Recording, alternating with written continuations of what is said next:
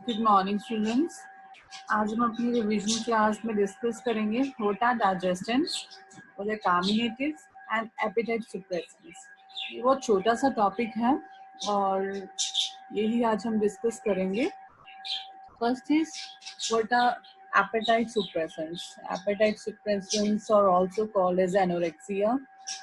Fat stores are determined by the balance of energy absorbed and expended. हम कह रहे हैं कि एपेटाइट सुप्रेसेंस क्या होता है, जब हम कहते हैं कि हमें भूख नहीं लगती, कि फैट्स जो ऑलरेडी हम मतलब खा चुके हैं बॉडी में स्टोर्ड है, बट वो क्या करते हैं अपना आगे कंजप्शन नहीं करते, एनर्जी जो उनके पास है उसको कंज्यूम नहीं करते। दैट इज जैसे हम यहाँ एक पिक्चर में बता रहे हैं कि energy intake is more than energy expenditure. ठीक है, स्टोर्ड एज एडिपोज टिश्यूज और फैट टिश्यूज। कि appetite safety absorption is the rate of appetite safety absorption is low then metabolic thermogenic physical action। कि हम कह रहे हैं कि हमारा जो है हम भूख हमें कम लग रही है क्योंकि हमारे एनर्जी स्टोर हो गया, बट हम उसका कंजप्शन नहीं कर पा रहे। तो हम क्या करेंगे इसमें कि अपना जितना भी एनर्जी स्टोरेज है, जो एनर्जी एब्जॉर्ब हो चुका है, उसका थोड़ा एक्सपेंडिचर करेंगे, उसको थोड़ा यूज करेंगे, कंजप्शन करेंगे। तो इसीलिए ये डिस्कस कर रहे हैं हम। नेक्स्ट इसी में है कि फैक्टर्स बताएं। देखो मोस्टली क्या हम कहते हैं, जो भी ओबीज पेशेंट होता है, मतलब जो मोटा आदमी है, उसको क्या है भूख कम लगती है। ठीक है, कम लगती है मतलब वो भी इस वे में क्योंकि उसके पास क्या एनर्जी वो खाता मतलब इतना खाता है, खाने के बाद एनर्जी स्टोर रहती है बट वो उसको कंज्यूम नहीं करता। उसके बाद की जब एनर्जी कंज्यूम नहीं होगी तो वापस उसके क्या वो स्टोरेज का कुछ फायदा नहीं, तो वापस उसको क्या थोड़ा टाइम बाद हम कहेंगे उसको एनोरेक्सिया है, उसको भूख नहीं लग पा रही। अब क्या है ये किस पे डिपेंड करता है? First is genetic factors and environmental factors. Anorexia के बारे में डिस्कस कर रहे हैं। Genetic factors and environmental factors. Genetic factor कोई भी हो सकते हैं, hormone, neurotransmitter, enzymes, receptors. And environmental factors physiological aspects, culture and socio economic aspects. वो क्या करेंगे न्यूरो एंडोक्राइन रेगुलेशंस करेंगे। मतलब हम कह रहे हैं कि हमारा इसी में जेनेटिक फैक्टर्स एनवायरमेंटल दोनों में क्या होगा कि हम एनर्जी इनटेक मतलब न्यूरो एंडोक्राइन रेगुलेशंस करेंगे, जो क्या करेगा एनर्जी इनटेक को इंक्रीज करेगा, बट एनर्जी अगर हम ले रहे हैं तो वो हमारी कंज्यूम नहीं हो पा रही है। वो दूसरी साइड क्या होगा, दोनों साइड में हो सकता है, मतलब दोनों फैक्टर्स हो सकते हैं, इधर वो जेनेटिक फैक्टर और इधर वो एनवायरमेंटल फैक्टर। कि एनर्जी कंजप्शन जो हम ले रहे हैं वो ज्यादा है बट हम उसको कंज्यूम नहीं कर पा रहे, जिससे क्या होगा जितने भी हमारी कैलोरीज है, जितने भी हमारे फैट्स हैं वो स्टोर होते जाएंगे। ठीक है, मतलब जितना भी हम खा रहे हैं उससे एनर्जी हमें मिलनी, फैट मिल रहे हैं या हमारे शुगर कंटेंट्स मिल रहे हैं, एडिपोज टिश्यूज मिल, वो सब क्या है स्टोर होते जाएंगे क्योंकि हम ले रहे हैं बट उसको एक्सपेंड नहीं कर रहे। तो ये ऑब्वियसली हमने डिस्कस किया कि ओबीस पेशेंट में मोस्टली ऐसा होता है। तो हम उसके बाद क्या उनको एक प्रॉब्लम होने लग जाती है, दैट इज एनोरेक्सिया, इसीलिए कि वो एनर्जी जो है उसको कंजप्शन नहीं कर पा रहे। नेक्स्ट देखो इसमें क्लियर हो रहा है कि कैसे नॉर्मल फैट स्टोर कैसे होता है। वो डायग्राम में देखो कि नॉर्मल फैट स्टोर इतने अमाउंट में हो रहा है, बट अगर हम स्टारवेशन भूखे रहते हैं या हम ओवर फीडिंग करते हैं, दोनों के साथ डिस्कस किया हुआ है कि नॉर्मल फैट स्टोरेज जो होता है भूखे जब अगर हम भूख लगती है हमें, भूखे रहते हैं काफी टाइम तक, दैट इज स्टारवेशन। और ओवर फीडिंग अगर हम बहुत ज्यादा खा लेते हैं, दोनों के केस में क्या हमारे फैट स्टोर होते हैं। ऐसा नहीं है कि अगर हम कह रहे हैं कि हम नहीं खा रहे, स्टार्व रह रहे हैं, भूखे रह रहे हैं, तो हमारे फैट स्टोर नहीं हो रहे, या हम ज्यादा खा रहे हैं तो ये हमारे फैट स्टोर है। ये इसी पिक्चर से हमें डिस्कस करते हैं और इसी से हमें क्लियर हो रहा है कि नॉर्मल फैट स्टोरेज क्या है वो दोनों केसेस में होंगे। स्टारवेशन के केस में भी जहाँ पे क्या फैट स्टोर जो हो रहा है कम हो रहा है और वेट लॉस होता जा रहा है। ओवर फीडिंग में क्या है फैट स्टोर वो ज्यादा हो रहा है और वेट गेन हो रहा है। देखो आप नंबर ऑफ फैट्स जो है क्वांटिटी उससे देख सकते हो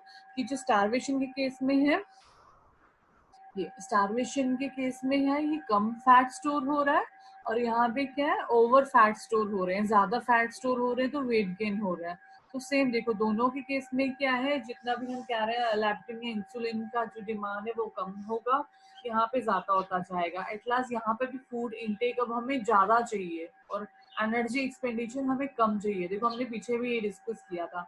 अब ओवर फीडिंग के केस में क्या हमें फूड इनटेक कम चाहिए, क्योंकि ऑलरेडी हमारे पास इतना फैट स्टोर है, और एनर्जी एक्सपेंडिचर ज्यादा चाहिए इस फैट को डिसॉल्व करने के लिए।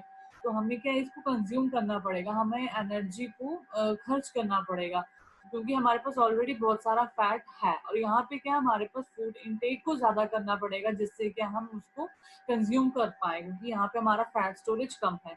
जिससे क्या होगा, देखो एक्शन ऑफ एनारोक्सिक पाथवे, इसमें भी क्या है कि जो एनारोक्सिक भूख लगना वो डिक्रीज हो रहा है, क्योंकि हमारे पास भूख नहीं लग रही। क्यों? क्योंकि हमारे पास फूड ही नहीं है, और हम उसको खर्च मतलब फूड इनटेक भी नहीं है, और हम उसका एनर्जी को एक्सपेंड खर्च भी नहीं कर पा रहे। यहाँ पे क्या है, भूख हमें ज्यादा लग रही थी, बट अब क्या हम फूड इनटेक कम करेंगे, क्योंकि हमें आगे फर्दर उसको खर्च करना पड़ेगा। देखो दोनों केसेस में सेम है कि एनोरेक्सिया का एक्शन जो है दोनों केसेस में हो रहा है, यहाँ पे कम हो रहा है, यहाँ पे ज्यादा हो रहा है। तो जिससे क्या होगा, size and number of fat sales in starvation के केस में ज्यादा हो जाएंगे और वेट गेन हो जाएगा, मतलब ठीक है। और यहाँ पे क्या, ओवर फीडिंग के केस में size and number of fat cells कम हो जाएंगे और वेट लॉस हो जाएगा। यहाँ पे वेट गेन हुआ और यहाँ पे वेट लॉस हुआ है, अल्टीमेटली ये इसको रिकवर करेगा। जहाँ पे वेट लॉस हुए थे और जहाँ पे फैट नंबर ज्यादा थे, तो इस क्वांटिटी को लास्ट में नॉर्मल फैट स्टोर यहाँ पे करेगा, इस तरीके से। कि हम कह रहे हैं कि अगर हम भूखे रहते हैं, अगर हम ओवर फीड करते हैं, तो भी हमारा नॉर्मल फैट स्टोरेज इक्वली रहता है। वो भी कब, अगर हम मतलब इक्वल अमाउंट में, मतलब अगर सफिशिएंट अमाउंट में अगर हम फूड इनटेक ले रहे हैं, उसमें एनर्जी को कंज्यूम कर रहे हैं, एक्सपेंड कर रहे हैं, तो जिससे क्या है वो साइकिल चलता जाएगा और नॉर्मल फैट स्टोरेज होगा। तो हम एनोरेक्सिया के केस में हम कह रहे हैं भूख नहीं लग रही, दैट इज इस केस में, तो हम वहां पे भी क्या करेंगे, फूड इनटेक को इंक्रीज करेंगे, जिससे क्या एनर्जी जितना कंज्यूम हमने करना था उसको स्लो डाउन करेंगे। और इस केस में भी ठीक है। Next is classification. अब कौन कौन सी क्लासेस है ड्रग्स है जो इंक्रीज करती हैं फूड इस एनोरेक्सिया को, जो एनोरेक्सिया के मतलब जो एनोरेक्सिया जिसकी वजह से हो रहा है उसको, उसके अगेंस्ट वर्क करेगी। First is centrally acting adrenergic agent, that is benzphetamine, phentermine diethylpropion, mazindol, phendimetrazine, phenylpropanolamine. Second class is serotonin agents. Example is fenfluramine, dexfenfluramine, and fluoxetine. Third class है adrenergic serotonin agents. Example is sibutramine. Next heading is carminative. अब carminatives क्या होते हैं? It promote expulsion of gases from the GIT and gives a feeling of warmth and discomfort in the एपिगेस्ट्रम। हम कह रहे हैं, जब हम कह रहे हैं कि हमें इनडाइजेशन की प्रॉब्लम होती है, तो उस टाइम क्या ये जो करते हैं, expulsion of gases from the GIT, ये थ्रू बैल्चिन, ये क्या करते हैं, जितने भी अनवांटेड गैसेस हैं इनको प्रमोट करते हैं कि वो एक्सपेल्ड आउट हो जाए, तो हमारा डाइजेशन जो है ठीक हो जाए। नॉर्मली हम कार्मिनेटिव्स में घर में भी यूज करते हैं, जैसे अजवाइन यूज करते हैं, हिंग यूज करते हैं, सौंफ यूज करते हैं, that all are carminatives. In pharmacology, example of carminatives are sodium bicarbonate, quantity लिखी हुई है साथ में, पेपरमेंट ऑयल, पेपरमेंट हम घर में भी यूज करते हैं, कार्डेमम, कार्डेमम इज इलायची, cardamom tincture, oil of dill, and next ginger tincture.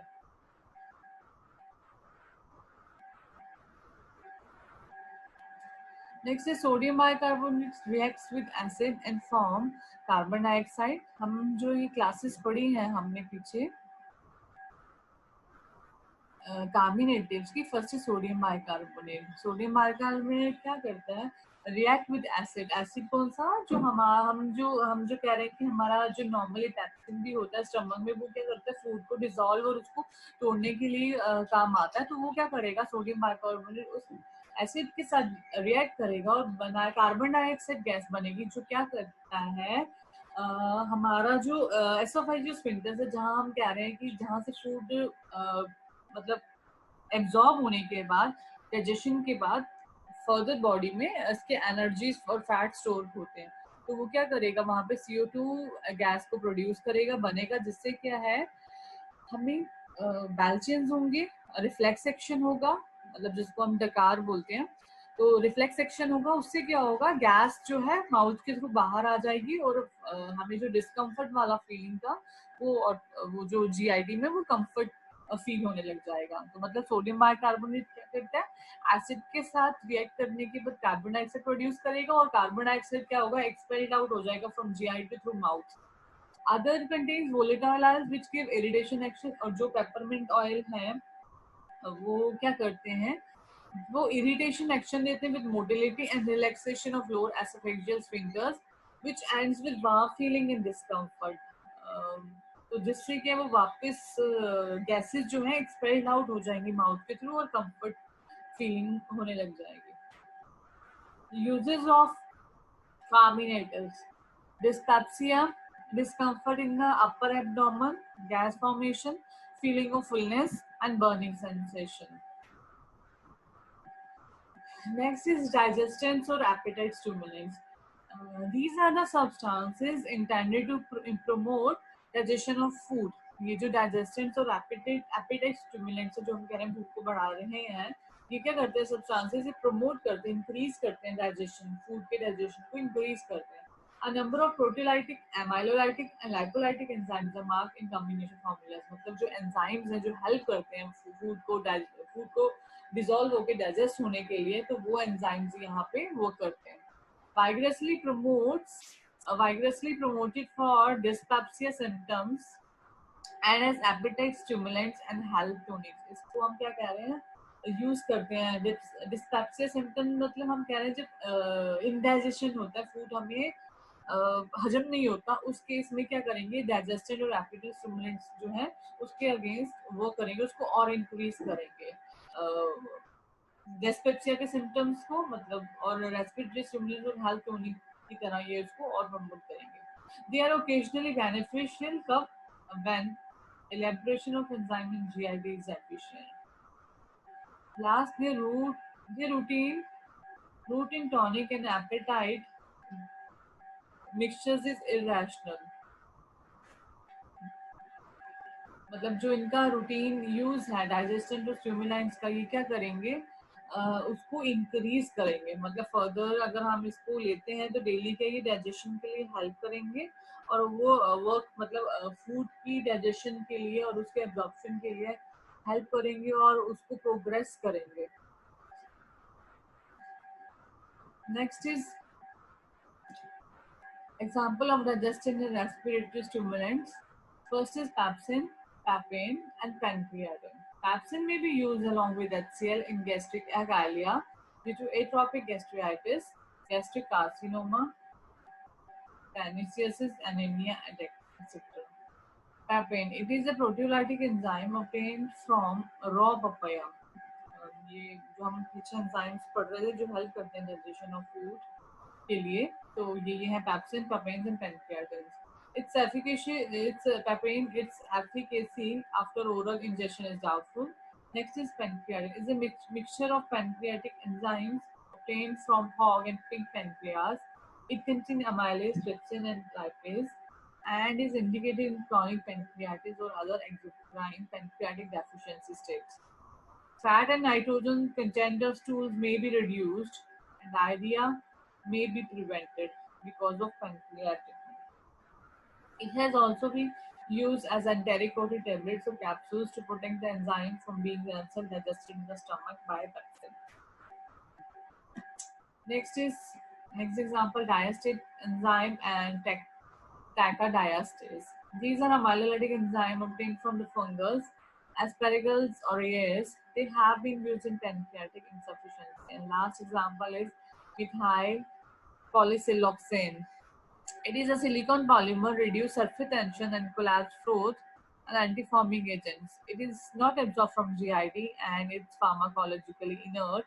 It added to antacids and digestants. It is promoted as remedy for gases, number of gastric complaints. हम कह रहे हैं डाइजेस्टिंग कम्युनिटीज के जितने भी enzyme है ये डाइजेशन ऑफ फूड के लिए इंक्रीज करते हैं, इसलिए कि जब हम कह रहे हैं हमें इंडाइजेशन है या फूड एब्जॉर्ब नहीं हो रहा, तो हम ये सारे एंजाइम लेते हैं जो क्या करेगा, एब्जॉर्प्शन को, डाइजेशन को इंक्रीज करेगा. जहाँ पे हम बात करें मिथाइल पॉलीजियोन, ये कि एक सिलिकॉन पॉलीमर है जो कि करेगा सरफेस टेंशन को रिड्यूस कर देगा, बट डायरेक्टली ये जीआईटी में एब्जॉर्ब नहीं होता। इसलिए हम इसको किसके साथ देंगे, जितने भी एंटासिड्स हैं ये डाइजेशन उनकी अलग प्रिपरेशन के साथ देंगे। वो क्या करेगा, गैस प्रोड्यूस, जो हम कह रहे हैं कि बदहजमी हो जाती, गैस बनने लग जाती है, तो उसको बनने नहीं देगा। It is also claim to coat and protect ulcer surface, to aid dispersion of the antacids and gastric contents and to prevent gasophageal reflexes। हम कह रहे हैं कि जितने भी मिथाइल पॉलीजियोन्स हैं, जो एग्जांपल है इसके डाइमिथाइल पॉलीहेक्सियोन्स, सैमिथियोन्स, डाइमेथियोन्स, ये क्या करते हैं, प्रोटेक्ट करते हैं अल्सर सरफेस को, कि ये जितने भी अल्सर्स हैं जो स्टमक में है उसको कोट कर देंगे and A dispersion of antacids and जितने भी एंटासिड्स हैं वो इजीली डिस्पर्स हो जाएंगे गैस्ट्रिक कंटेंट्स में, और वो क्या करेंगे, अल्सर्स को प्रोटेक्ट करेंगे एंड टू प्रिवेंट, और क्या करते हैं, गैसोफेजियल रिफ्लक्सेस जो हम कह रहे हैं, वापस हमें गर्ड की प्रॉब्लम होती है, उसको भी क्योर करेंगे। जो हम कह रहे हैं कि एसिड प्रोडक्शन होती है, गर्ड मतलब एक ऑपोजिट रिफ्लेक्स होता है जो वापस स्टमक के अंदर फूड और वाटर कंटेंट्स जो होते हैं उसका जो क्या होता है, रिफ्लेक्स सेक्शन आता है वो माउथ के थ्रू, कि उसको भी ये प्रिवेंट करता है। Thank you. ये छोटा सा ही टॉपिक था, तो मतलब ये 2 टॉपिक थे हमारे सिलेबस में, हमने दोनों को कंबाइन करके एक टॉपिक बनाया है। तो थैंक यू।